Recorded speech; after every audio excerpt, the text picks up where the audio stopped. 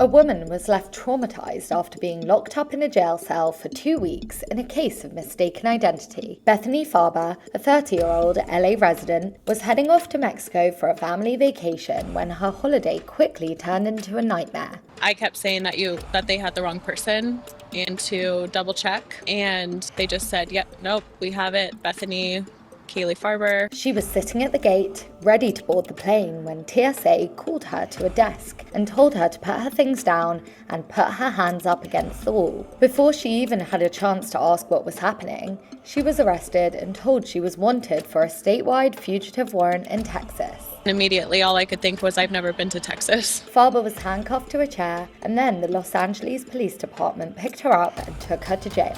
I could feel it. I started to get upset, just realizing that it was all actually happening. A side-by-side comparison of the wanted woman shows that the two do not look alike. She was allowed to make a few calls and called her dad and friend to let them know she had been arrested and didn't know why. A guard told her to grab a blanket and that she would be staying. She said, oh, you're not going anywhere. You will be here at least until court on Monday or Tuesday. She spent 13 long days behind bars fearing for her life. And I am thrown into a cell with people that are off the street, just 14 violent criminals. Farber is fighting the injustice of her treatment and, along with her attorneys, is filing a civil lawsuit against the LAPD for wrongful arrest and detainment, a violation of her 4th and 8th Amendment rights. This has caused me a lot of distress in my life, a lot of anxiety. It has set me back financially. It's impacted my business. Farber and her attorneys are arguing that the authorities failed to properly confirm her identity and denied her the ability to be released on bail. She had to spend her nights in a cold jail cell listening to voices of other inmates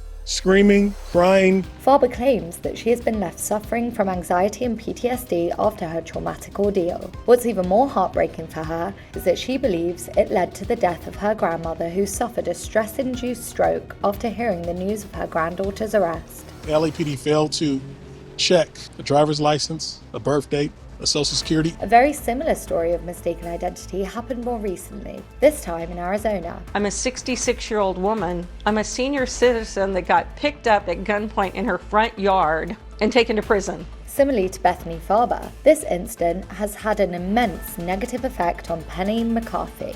I'm mad, I'm hurt. All of a sudden I'm on antidepressants. I'm on blood pressure medicine.